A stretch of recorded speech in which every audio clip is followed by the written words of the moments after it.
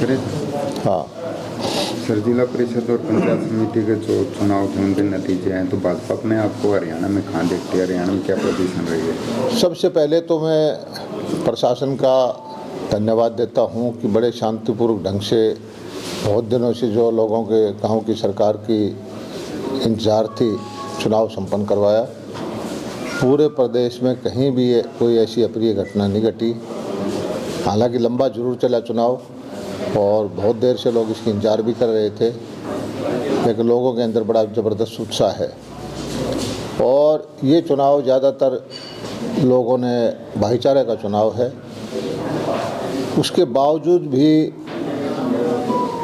हरियाणा के अंदर जो राजनीति करते हैं, चाहे वो गांव की करते हों, चाहे ब्लॉक समिति की या ज़िले की करते हों, चाहे विधायक हों, चाहे एमपी हों, हर आदमी किसी न किसी पार्टी से जुड़ा हुआ है।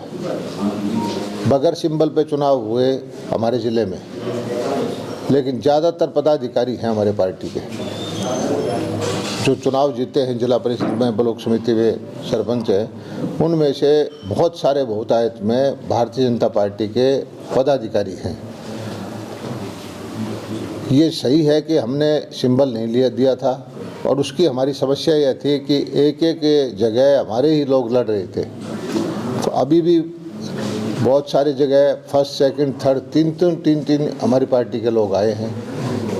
तो भारतीय जनता पार्टी के लिए बड़ा संतोष का विषय है कि उसके परिणाम बहुत अनुकूल रहे हैं और आने वाले वक्त में भी मिलजुल करके जो गांव की सरकार है, ब्लॉक समिति है, जिला परिषद है, इनको अधिक से अधिक ताकत देंगे और एक तरह से स्वायत्त बनाने की कोशिश है हमारी कि ये सेल्फ सफिशेंट, इनके पास साधन हों, इंडिपेंडेंट हों, गाँव का निर्णय खुद करें और विकास के काम करवाएं।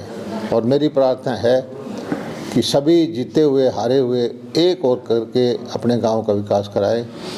अब चुनाव के बाद जो है किसी तरह की तनातनी ना रखें। सर, बात करें हरियाणा के जो पंजाब पहले SYL से मना कर चुका है, अब पंजाब के सभी राजनीतिक दल एक हो चुके हैं, खास बीजेपी भी उसमें शामिल और कह रहे कि हरियाणा का चंडीगढ़ पर कोई हक नहीं है। देखिए, हरियाणा का जब अलग हुआ था, सभी लोग ये कहते थे कि हरियाणा में कोई साधन नहीं है, कर्मचारियों की सैलरी भी नहीं दे पाएगा, हरियाणा पाँव पर खड़ा नहीं हो पाएगा।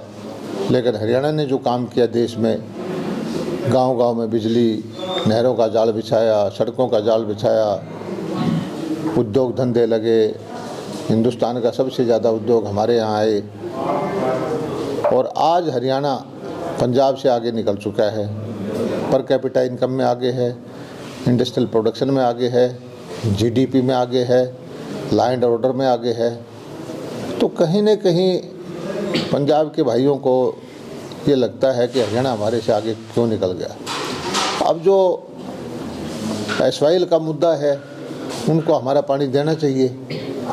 चंडीगढ़ में हम कोई काम करते हैं, जो हमारा अधिकार है, चंडीगढ़ यूनियन टेरिटरी है, चंडीगढ़ के एडमिनिस्ट्रेशन से हम मंजूरी लेकर काम करते हैं, फिर भी जितने पंजाब के लोग हैं वो बेकार की बयानबाजी करते हैं। उससे उनकी मानसिकता दिखती है कि वो हरियाणा के खिलाफ हैं और उनको हरियाणा की प्रगति सुहा नहीं रही। सर, बात करें दिल्ली की, तो शराब जो घोटाला हुआ था, बीजेपी उसको, आम आदमी पार्टी को घेरती थी, लेकिन CBI ने जो चार्जशीट शामिल किया उसमें मनीष सिसोदिया का नाम नहीं है। अच्छा, नाम होता तो केजरीवाल जी कहते कि हमारे साथ वो कर दिया, झूठा नाम ले दिया। और अभी जो है इन्वेस्टिगेशन जारी है और जो कांड हो रहे हैं, जो कहते थे कट्टर ईमानदार पार्टी है, गरीबों की पार्टी है, कोठी भी नहीं लेंगे, केजरीवाल जी ने बड़ी से बड़ी कोठी ली। वो कहते थे कि भाई ये सुविधाएं नहीं लेंगे, हवाई जहाज लेके चलते हैं। वो कहते थे कि भाई हम बिल्कुल आम आदमी बन के रहेंगे। उन्होंने तो जेलों के अंदर भी 5 स्टार की सुविधाएं ले रहे हैं।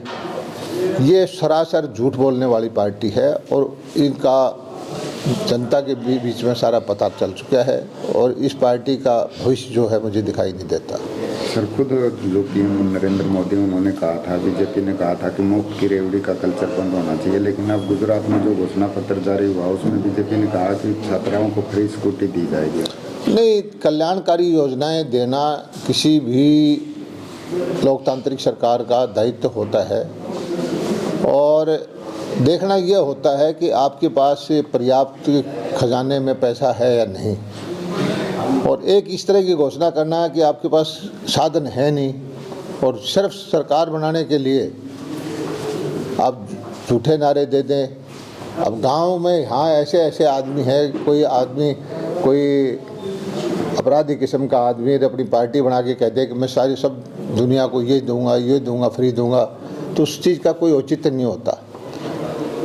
अल्टीमेटली पैसा सरकार के पास जो आता है जनता से ही आता है और जो खर्चा किया जाता है जनता के पैसे को उसका उचित प्रबंधन करना सरकारों का काम होता है, कोई अपने पास से नहीं देता।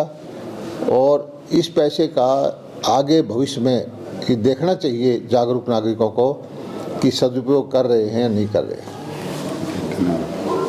हमसे जुड़े रहने के लिए हमारे YouTube चैनल को सब्सक्राइब करें और नई वीडियो की नोटिफिकेशन के लिए बेल आइकॉन को दबाएं। अगर आप ये वीडियो Facebook पर देख रहे हैं तो लाइक जरूर करें और ज्यादा से ज्यादा शेयर करें। धन्यवाद।